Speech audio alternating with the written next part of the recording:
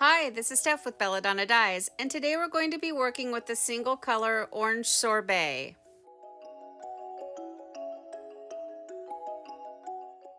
Once you get your shirt all smoothed out, decide where you want the center of your spiral to be and give it a little pinch.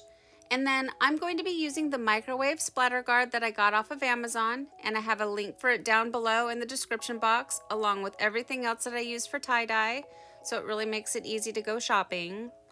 Then you want to take your hemostat and click it down on the first click. It doesn't need to be over tightened. And then I start creating the spiral. Now with my opposite hand, I'm creating the pleats and making the actual spiral. And when you go as far as you can using the microwave splatter guard, it's time to unclick the hemostat and gently wiggle it out. Make sure you hold down the center of the spiral with your opposite hand. Otherwise you'll unravel your spiral and you'll have to do it all over again. And then I like to secure my spirals by using rubber bands. Now that spiral as is looks pretty messy. So what I like to do is I like to pull on the loose tails and tuck them into the nearest rubber band. And I will go around doing it over and over again as many times as it takes until it just won't stretch anymore. That creates a really super tight spiral, and that way it won't fall apart when you're trying to move it or flip it over for dyeing.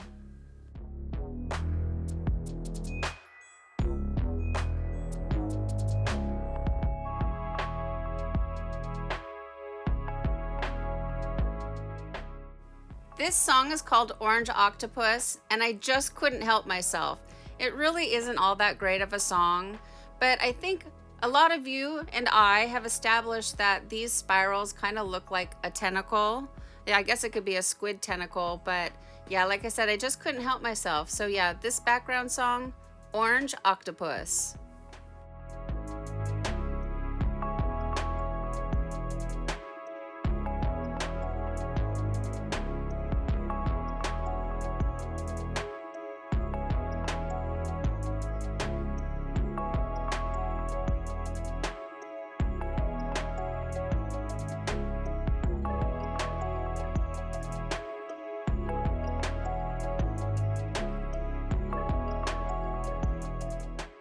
Using a washable marker, I mark out my pattern. Now it's time for the fun part. We get to add the dye. And like I said earlier, this is the single color orange sorbet. And why Dharma decided to put the orange sorbet down in the peaches and the pinks, I'm not really sure, because personally I find it to be orange and it has orange in the name, so I think I would have stuck it up there with those. This is one of those super dense powders, so it doesn't want to come off the spoon very well, so just take your time, you'll get it on there. And then I like to use the back of the spoon to help smooth the dye out and spread it out, especially when it's sticky like that and it doesn't want to sprinkle really nicely. If you're brand new to tie-dyeing and you're wondering what those red things are, they're silicone cake molds.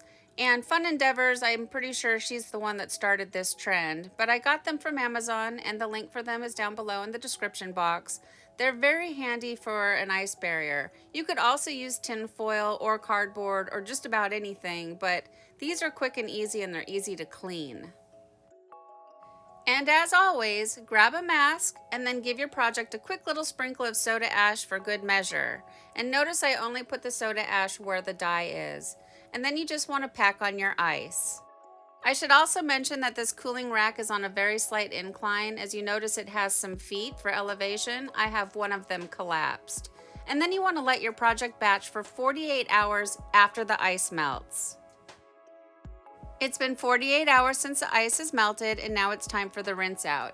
You want to start by using cold water to rinse away any soda ash that might still be reacting within the fabric, and then increase your water up to hot and rinse until the water runs pretty much clear. From here, I take it to the washing machine and I do however many cycles it takes using Kirillon until the water runs clear. When the water is clear, I know I'm ready for my final hot water cycle using Millsoft, which brings softness back into the fabric after the dyeing process. And then I put it in the dryer and I'll iron it, and we'll come back and we'll see the results.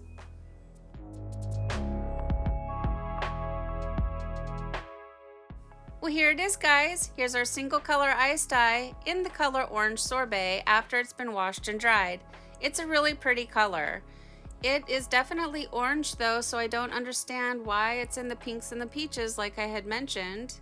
It does have some pretty color splits. They're not very drastic. It splits sort of down into like a soft yellow, but like a buttery yellow. I guess I do see in some areas a little bit of peach in it, but I think that's just the small amount of fuchsia shining through.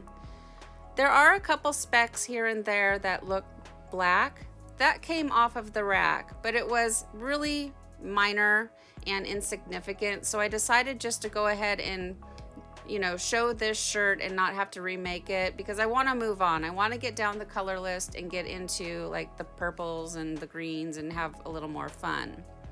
So if you don't know, this is going into the playlist of Dharma's dye swatches. So check that out. It's a really resourceful tool.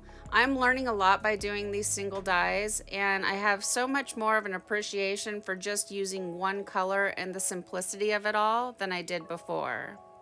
And right here is the liquid swatch against the ice dye, so you can see what both of them are capable of. So what do you guys think of orange sorbet? Thank you so much for watching. Subscribe to the channel if you haven't already. Click that little thumbs up button, please, and then set your bell to all. That way you get notified of future uploads. And remember, have fun tie-dyeing.